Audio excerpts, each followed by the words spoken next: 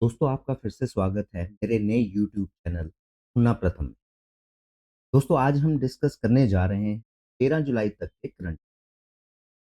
जैसा कि मेरे पिछले वीडियो में 15 क्वेश्चंस थे, इस वीडियो में भी हमने 15 प्रश्न ही डिस्कस करेंगे, यानी 15 क्वेश्चंस ही डिस्कस क्लियर है।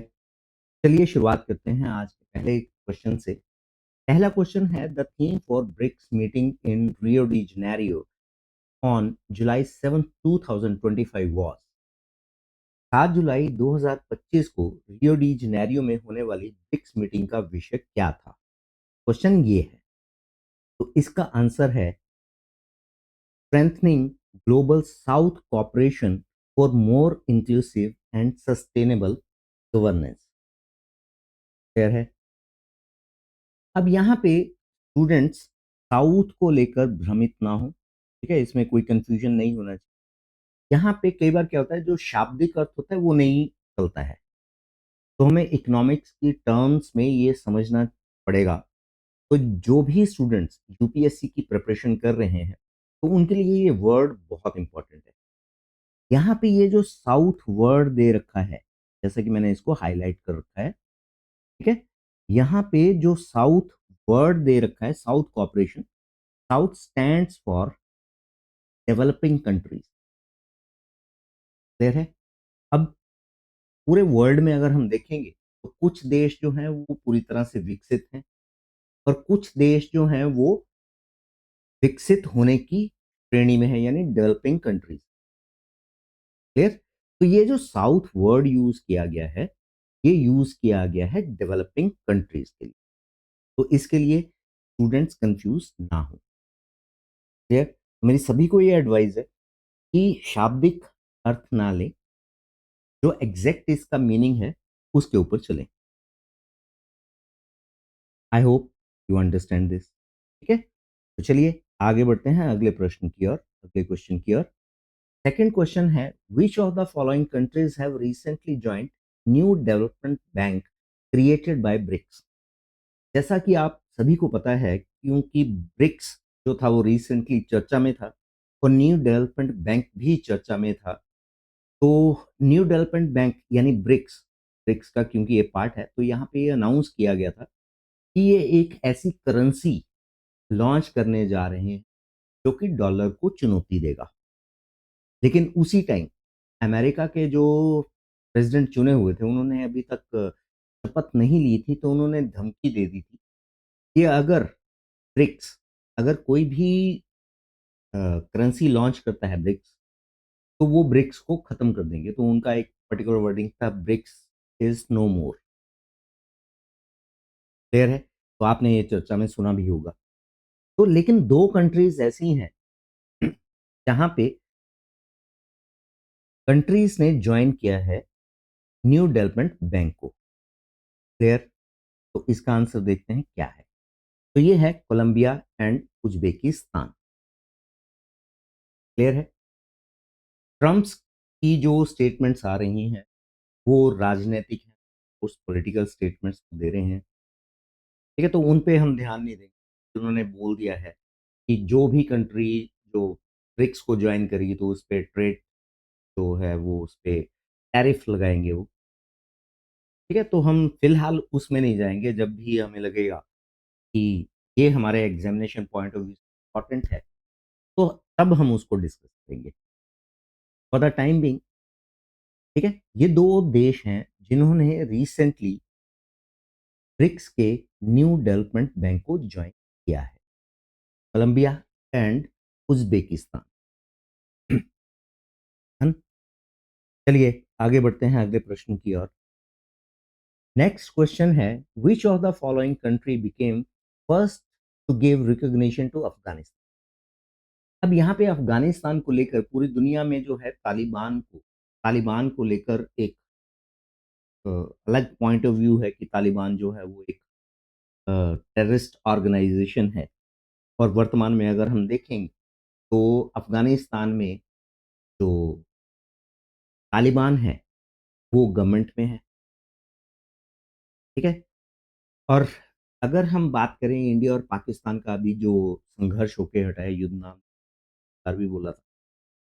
तो अफगानिस्तान एकमात्र देश ऐसा था जिसने इंडिया का समर्थन किया था। ठीक है। तो जो रशिया है, रशिया भी जो भारत का एक ट्रेडिशनल दोस्त रहा है, उसने भी एक भी स्टेटमेंट नहीं दी थी, ठीक है, इंडिया के फेवर में। क्लियर है। तो अब यहाँ पे पहला वो देश कौन सा बन गया है जिसने अफगानिस्तान को मान्यता दी है ऑफिशियली? तो चलिए देखते हैं, उसका आंसर है रशिया। जैसा कि आप जानते हैं कि रशिया और अमेरिका जो है, इसमें जो कोल्ड वॉर है, इस जब से यूनाइटेड नेशन ऑर्गेनाइजेशन बनी है तब से ये चला हुआ है। क्लियर है। तो अफगानिस्तान में रशिया भी रहा, रशिया ने भी काफी कंट्रोल करने की कोशिश की, अमेरिका ने भी काफी कंट्रोल करने की कोशिश की, लेकिन अमेरिका कभी यहां कामयाब हो नहीं पाया। तो क्योंकि अभी कोल्ड वॉर चली हुई है, तो रशिया ने एक स्ट्रेटेजिक अपनी एक पोजीशन ली। उन्होंने अफगानिस्तान को मान्यता देने का काम कर दिया ऑफिशियली। तो रशिया बनता है पहला देश, जिसे आप रूस के नाम से जानते हैं, वो पहला देश बन जाता है जिसने अफगानिस्तान को मान्यता देने का काम किया है। आई होप यहां तक सारा आपकी समझ में आ चुका होगा। तो चलिए बढ़ते हैं अगले प्रश्न की ओर। अगला क्वेश्चन है एस्ट्रोनॉट शुभांशु शुक्ला। अब शुभांशु शुक्ला से बहुत सारे एक सप्लीमेंट्री क्वेश्चंस बनते हैं कि वो पहले भारतीय कौन थे जिन्होंने इंटरनेशनल स्पेस स्टेशन, जिन्होंने इंटरनेशनल स्पेस स्टेशन, शायद लिखने की कोशिश करता हूं, इंटरनेशनल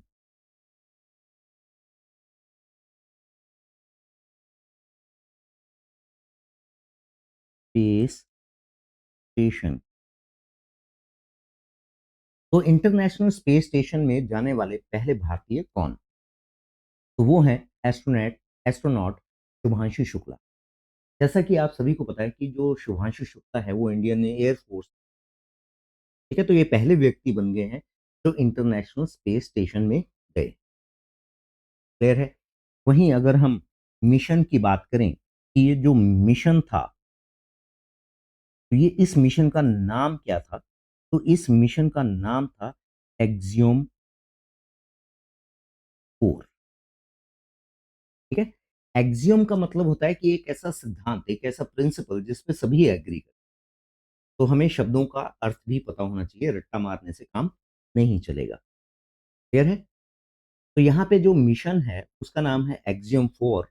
तो कई बार एग्जाम में हो सकता है वो एक्सियोम 4 पूछ ले, कई बार वो शॉर्ट फॉर्म पूछ लेगा, तो AX4। तो एग्जाम में ये क्वेश्चन भी आ सकता है। क्लियर है। वहीं अगर हम बात करें कि स्पेस में जाने वाले पहले व्यक्ति, पहले इंडियन कौन थे, तो पहले इंडियन का नाम जो है वो यहाँ पे मैं लिखता हूँ, first Indian who went into space, वो थे स्क्वाड्रन लीडर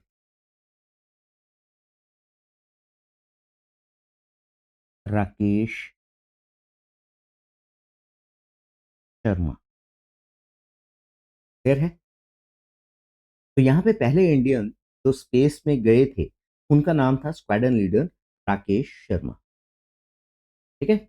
और शुभांशु शुक्ला है जो वो पहले व्यक्ति बन गए हैं जो इंटरनेशनल स्पेस स्टेशन में गए थे। अब यहाँ पे एक और क्वेश्चन निकल के आता है सप्लीमेंट्री, ये जो इंटरनेशनल स्पेस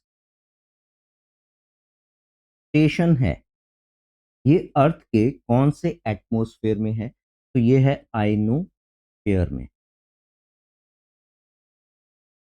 आइनोस्फेयर में। क्लियर है। इस आइनोस्फेयर को हम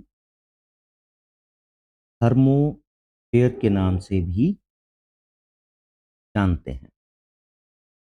क्लियर है? तो जितना भी आप मोबाइल यूज कर रहे हैं, वर्तमान में आप इंटरनेट यूज कर रहे हैं, तो उन सभी के सिग्नल्स जो आ रहे हैं वो आइनोस्फीयर यानी थर्मोस्फीयर से ही आ रहे हैं। क्लियर है? इसके बारे में है हम एक अलग से वीडियो बनाएंगे, ठीक है, जहां पे हम लेयर्स ऑफ एटमॉस्फेयर हम डिस्कस करेंगे। आई होप यहाँ तक आपको सभी को समझ में आ गया होगा।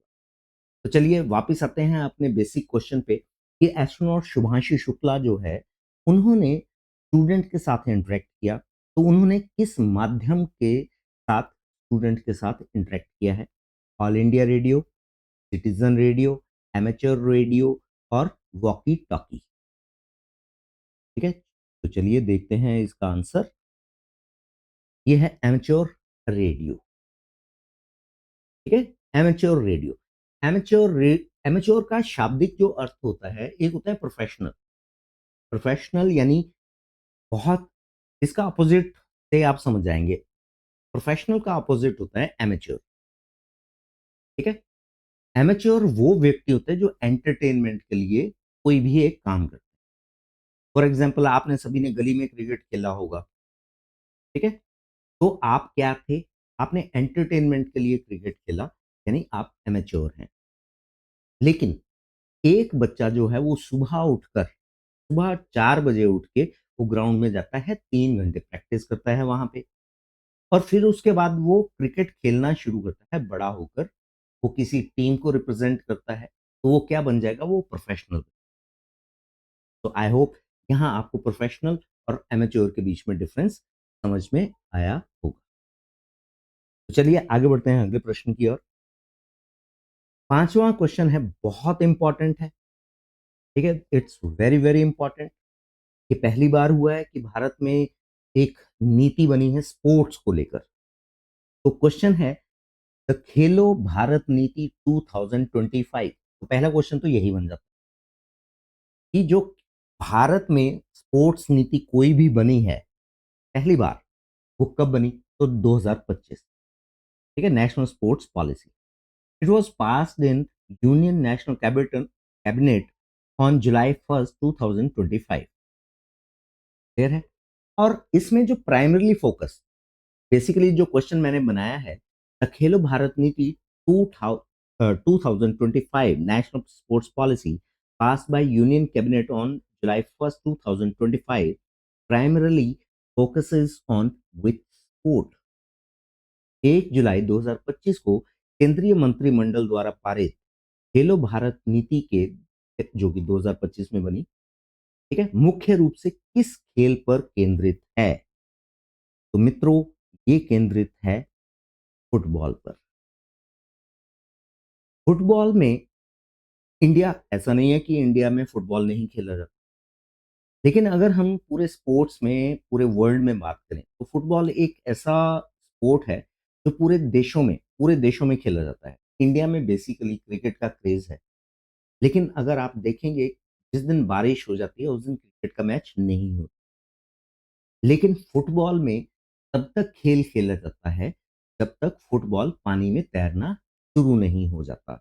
और ये प्रश्न जो है वो हिमाचल में पूछा गया है कि फुटबॉल का खेल कब तक चलता है। ठीक है, तो इसका आंसर हो जाएगा, जब तक फुटबॉल पानी में तैरना शुरू नहीं हो जाता तब तक फुटबॉल का खेल खेला जाता है। क्लियर है? बढ़े हैं अगले प्रश्न की ओर। चलिए, अगले प्रश्न की ओर बढ़ते हैं। Next question, again it's very very important. According to Gini index published by World Bank, what is India's rank in terms of income inequality? Income equality, equality है यहाँ पे, नॉट इनइक्वालिटी, लेकिन यहाँ पे शब्द होना चाहिए था इनइक्वालिटी। क्लियर है? इस प्रश्न का अर्थ है, यहाँ पे जो गिनी है, गिनी जो है वो एक इंडेक्स, एक सूचकांक प्रदर्शित करता है हर वर्ष, जहां पे अमीर आदमियों और गरीब आदमियों के बीच का जो डिफरेंस है वो बताया जाता है। क्लियर है? अब यहाँ पे गिनी इंडेक्स के अकॉर्डिंगली हम अगर इंडिया के रैंक की बात करें, तो यहाँ पे है 4th रैंक।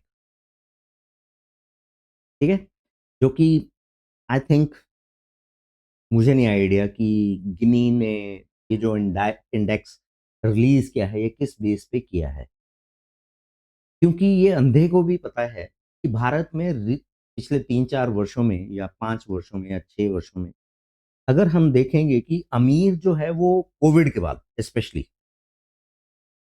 कोविड के बाद जो इकोनॉमी में रिकवरी हुई है वो के शेप हुई है। ठीक है, अमीर जो है वो और अमीर होता जा रहा है और जो गरीब है वो और गरीब होता जा रहा है। तो यहाँ पे जितने कम अंक मिलेंगे, जितने कम अंक मिलेंगे, ये बिल्कुल उससे अपोजिट है। यहाँ ज्यादा अंक मिलेंगे तो उसका रैंक नीचे आएगा। तो इंडिया को जो रैंक दिया गया है तो इसमें चौथा रैंक दिया गया है। तो पॉलिटिक्स में तो नहीं जाएंगे हम। ठीक है, राजनीति एक राजनीति है कि कितना रैंक है, क्या रैंक है, कितना रैंक है। लेकिन फिर भी अगर आप देखेंगे तो specially just to UPSC candidates, जो यूपीएससी के एस्पिरेंट्स हैं, तो खुद वो अपने आप इस चीज का एनालिसिस करें कि पिछले 5-6 वर्ष में या कोविड के बाद यहाँ अमीरों की संख्या बढ़ी है या गरीबों की संख्या बढ़ी है। फिर यहाँ बेरोजगारी कितनी है, बढ़ी है या घटी है, ये खुद एनालिसिस कीजिए, क्योंकि इसके बेस पर ही आपको वहां पे मेंस में क्वेश्चंस आएंगे। क्लियर है? तो चलिए आगे बढ़ते हैं, हम पॉलिटिकल डिस्कशन में नहीं पढ़ेंगे। ठीक है, अगर आपको पॉलिटिकल आंसर चाहिए या कुछ भी व्यूज चाहिए, you can contact. Next question है इंडियन इंस्टीट्यूट ऑफ साइंस। तो इंडियन इंस्टीट्यूट ऑफ साइंस, पहला क्वेश्चन यहां से निकल के आता है कि ये कहाँ पर स्थित है, तो ये बेंगलुरु में है। क्लियर है? और ये इंडिया का आई थिंक सबसे पुराना इंस्टीट्यूट है साइंस के मामले में।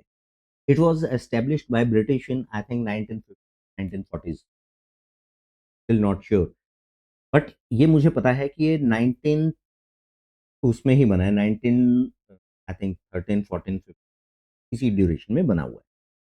ठीक है, तो यहाँ पे इन्होंने एक Indian Institute of Science in Bengaluru launched Bharat study as a part of its longevity India programme. What does Bharat stands for? Bengaluru स्थित भारतीय विज्ञान संस्थान ने अपने दीर्घायु भारत कार्यक्रम के तहत भारत अध्ययन शुरू किया है। इसमें भारत का अर्थ क्या है? ठीक है, तो पहला तो हमें ये पता चल गया कि इंडिया का सबसे पुराना जो साइंस का इंस्टीट्यूट है, which was established of course by British, it is IISC and it is located at located in Bengaluru. Done? तो चलिए इसके आंसर के बारे में पता करते हैं। तो ये है biomarkers of healthy ageing, resilience, adversity and transition. ठीक है, बायो बायो मीन्स लिविंग। यहाँ पे अगर आप ध्यान से देखें, बहुत सारे हमारे स्टूडेंट ऐसे हैं जो हिंदी को ज़्यादा प्रेफर करते हैं। तो यहाँ पे आप शब्द का मतलब देखिए, बायो। Bio means living. ठीक है, तो लिविंग कौन है? Human. Healthy ageing, healthy ageing का मतलब देखो, जो पैदा हुआ है वो बड़ा होगा और बूढ़ा भी होगा, लेकिन कोई व्यक्ति जो बूढ़ा हो रहा है वो हेल्दी एजिंग की वजह से हो रहा है। ठीक है, जैसे नेचर ने वो रिक्वायर्ड किया। कुछ लोग जो हैं वो अपनी उम्र से पहले ही बूढ़े नजर आने शुरू, तो ये उन पे स्टडी की जा रही है। रेजिलियंस का मतलब होता है हमारी जो बॉडी की रेजिस्टेंस पावर है। ठीक है, हमारी जो बॉडी की रेजिस्टेंस पावर है, बहुत सारे लोग आपने ऐसे देखे होंगे जिनको हल्की सी बारिश होती है, हल्की सी बारिश की बूंदें पड़ती हैं और वो बीमार पड़ जाते हैं, यानी कि उनका इम्यूनिटी सिस्टम जो है वो स्ट्रांग नहीं है। क्लियर? तो ये उसको उन फैक्टर्स को भी स्टडी कर रहा है। एडवर्सिटी, एडवर्सिटी, यदि हम बात करें एडवर्सिटी की, किसी भी तरह की प्रॉब्लम, वर्तमान में कंपटीशन बहुत ज्यादा है। ठीक है, अगर कंपटीशन ज्यादा है तो लोगों जनसंख्या भी ज्यादा है, एक अनदर एडवर्सिटी है। तो वहां पे सारी एडवर्सिटी, सारे दुख जो मिलके हैं वो प्रॉब्लम क्रिएट कर रहे हैं। तो उसमें एक मनुष्य के जो एजिंग प्रोसेस है उस पे क्या प्रभाव पड़ रहा है, उसकी हेल्थ पे क्या प्रभाव पड़ रहा है, इस चीज को भी स्टडी किया जा रहा है। एंड ट्रांजिशन ऑफ कोर्स, जब भी व्यक्ति जो है वो अपने 20s में पहुंचेगा तो उसमें अलग चेंजेस आएंगे, 30s में पहुंचेगा अलग चेंजेस आएंगे, 40s में पहुंचेगा, 50s में पहुंचेगा, 70s में पहुंचेगा तो अलग अलग चेंजेस आएंगे। तो ये जो भारत स्टडी है, ये है biomarkers of healthy ageing, resilience, adversity and transition. Clear है? तो मैंने इसको पूरा एक्सप्लेन कर दिया। बहुत सारे स्टूडेंट ऐसे हैं जो रट्टा मारने में विश्वास करते हैं। मेरी सभी को ये एडवाइस है कि रट्टा मत मारिए। ठीक है? चीजों को समझने की कोशिश। जो जीके है, that is all about understanding. ठीक है? जीके को अंडरस्टैंड करने के लिए आपको सिर्फ कुछ फैक्टर्स पे ध्यान देना पड़ेगा। कब, क्यों, कहां, कैसे। अगर ये फैक्टर्स आपकी समझ में आ गए, nobody can stop you there, then sky is the only limit. I hope you understand. ठीक है? तो अभी तक ये समझ में आ गया होगा। तो चलिए हम बढ़ते हैं आगे अपने अगले प्रश्न की ओर। तो हमारा 8वां प्रश्न है, which country conferred its highest civilian award, the Grand Collar of National Order of the Southern Cross, on Prime Minister Modi on July 8, 2025। किस देश ने 8 जुलाई 2025 को प्रधानमंत्री मोदी को अपना सर्वोच्च नागरिक पुरस्कार Grand Collar of the National Order of the Southern Cross प्रदान किया है? ठीक है, अगर मैं वर्तमान में कैलकुलेशन करूं तो प्रधानमंत्री जी को मोदी जी को 27 जो हाईएस्ट सिविलियन अवार्ड हैं वो दे दिए गए हैं। तो इन नंबर भी आपको रखना है, आगे और भी दिए जाएंगे तो आपको याद रखना। क्लियर है? तो प्रश्न आपकी समझ में आ गया। चलिए बढ़ते हैं इसके आंसर की ओर। अभी जैसे आपको मैंने बताया था पिछले वीडियो में कि प्रधानमंत्री मोदी जो है वो 5 देशों की यात्रा पे निकले हुए हैं। तो उनमें से वो गए थे ब्राजील।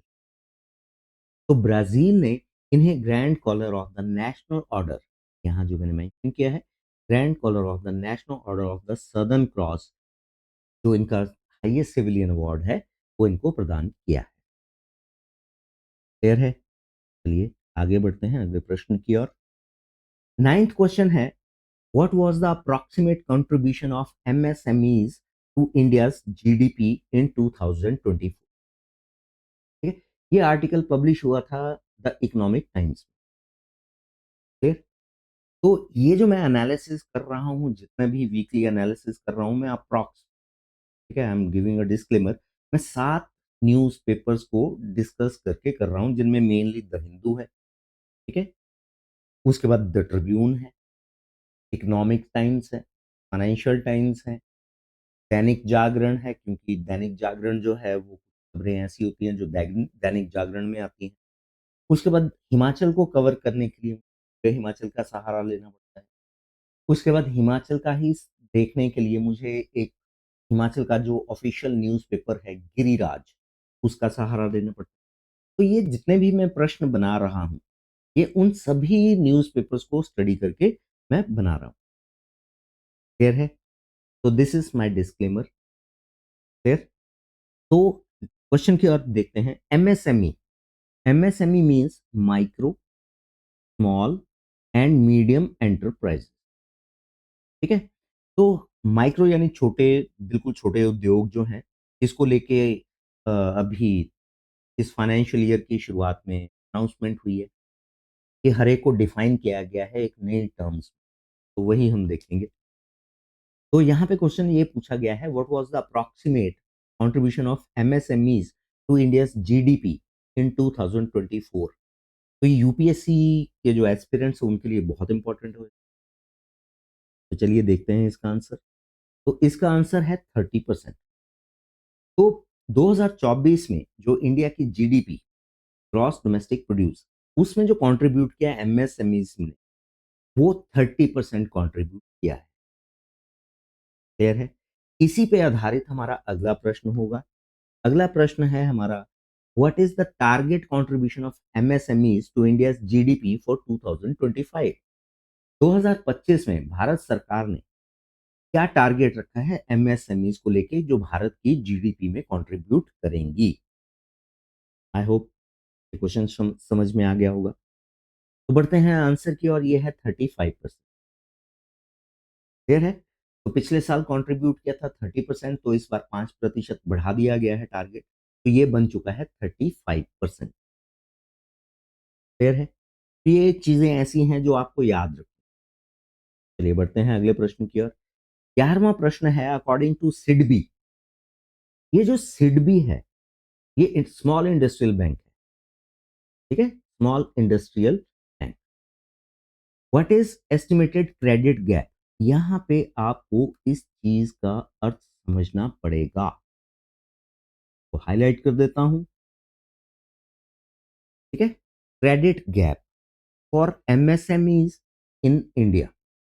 जब हम क्रेडिट गैप की बात करते हैं, तो देखिए, यहाँ पे इंडिया में जो बिजनेस है, बिजनेस एंटरप्रेन्योरशिप की अगर हम बात करते हैं, या तो वो मेल करेगा या फीमेल करेगा।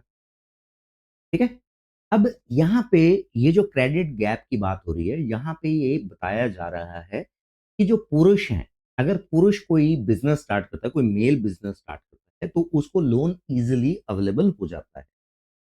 लेकिन वहीं अगर कोई कोई विमेन जो है वो बिजनेस स्टार्ट करना चाहती है, तो उसको लोन मिलने में प्रॉब्लम है और उसको लोन कम दिया जाता है। ठीक है, तो इस बारे में सिडबी ने स्टडी कंडक्ट की है। क्लियर?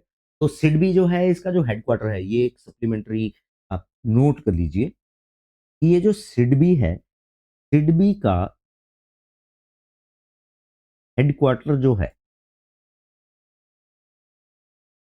ये है लखनऊ में। ठीक है, अभी हिमाचल का कोई रिसेंटली एग्जाम हुआ था, ये प्रश्न उसमें पूछा गया था। तो सिडबी का जो हेडक्वार्टर है ये है लखनऊ। क्लियर? तो हम दोबारा से अपने प्रश्न की ओर आते हैं, जो हमारा मूल प्रश्न है, ये तो सप्लीमेंट्री आ गया। 11वां क्वेश्चन ये कहता है, according to SIDBI what is the estimated credit gap for MSMEs in India? चलिए इसके आंसर की ओर बढ़ते हैं हम, ये है 35%। यानी पुरुषों को लोन मिलने में, अगर उनको एंटरप्रेन्योरशिप, अगर कोई नया बिजनेस शुरू करना है, तो उनको लोन मिलने में आसानी होती है। लेकिन महिलाओं को 100 में से सिर्फ 35 महिलाएं ऐसी हैं जहां पे उनको लोन मिल जाता है। 65% जो है वो पुरुषों को दे दिया जाता है। क्लियर है? आई होप यहां तक आपको समझ में आया होगा।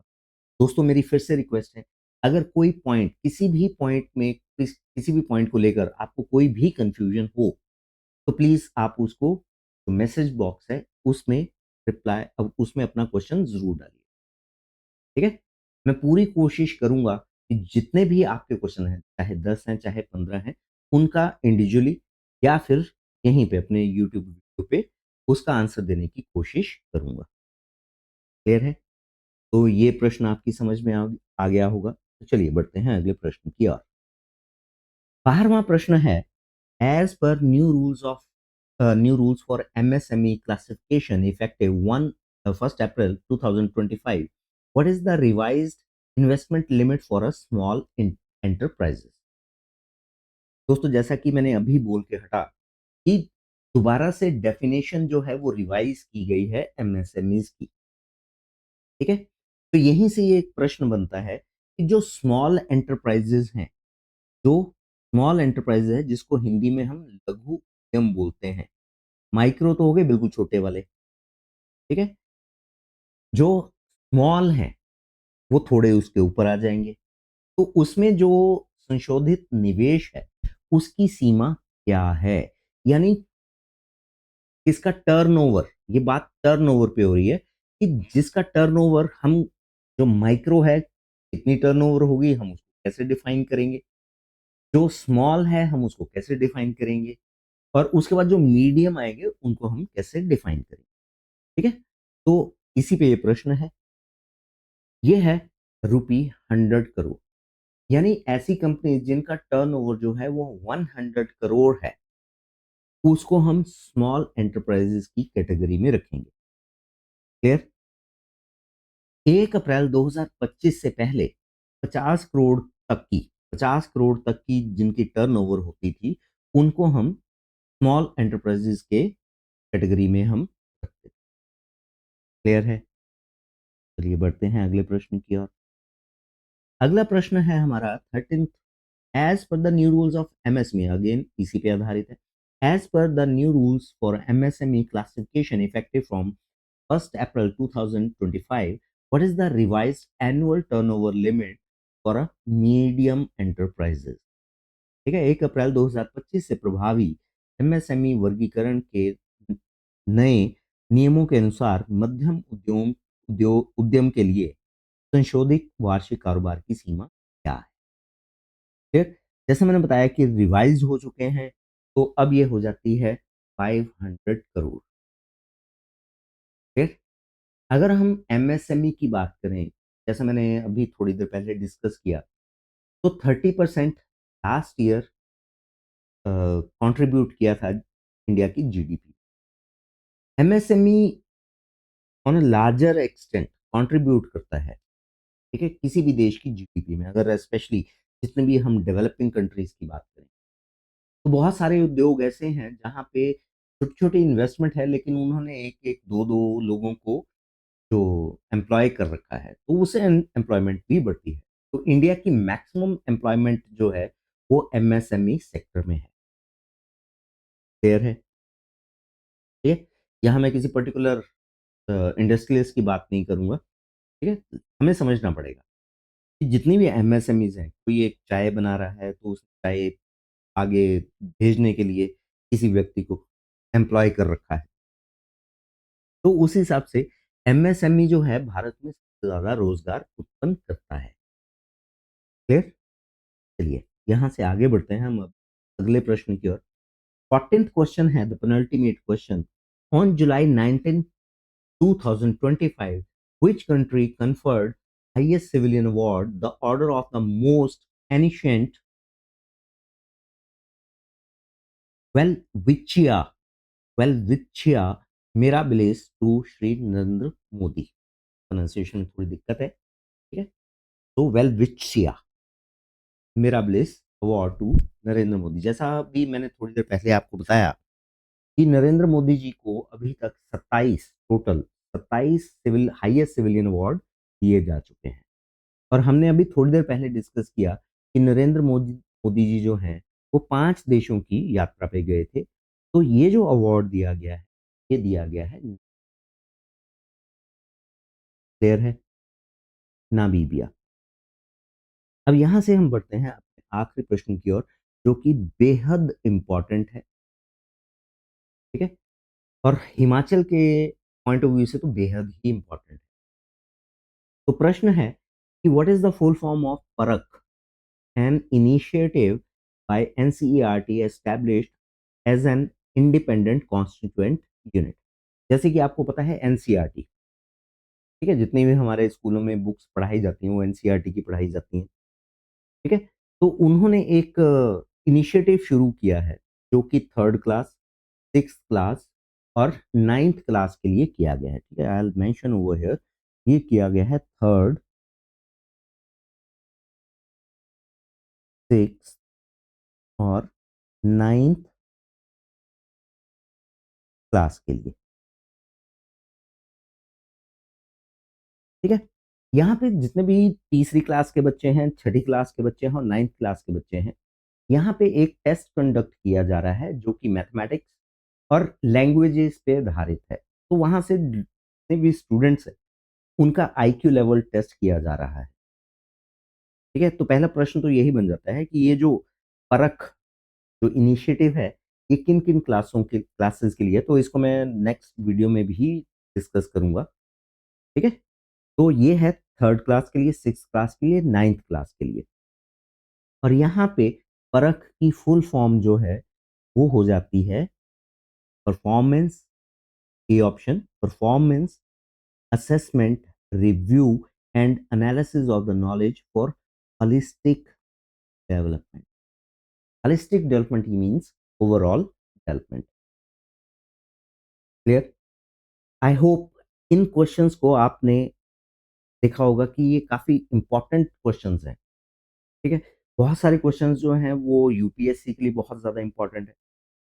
ये जो क्वेश्चन है परख वाला, ये हिमाचल के लिए भी बहुत इंपॉर्टेंट है। और अगर मेरा एनालिसिस है तो आने वाले वक्त में जितने भी हिमाचल में टेस्ट होंगे उनमें इससे रिलेटेड क्वेश्चन जरूर आएगा, क्योंकि इसमें हिमाचल का रैंक पूछा जाएगा और अगले वीडियो में हम डिस्कस करेंगे हिमाचल का रैंक।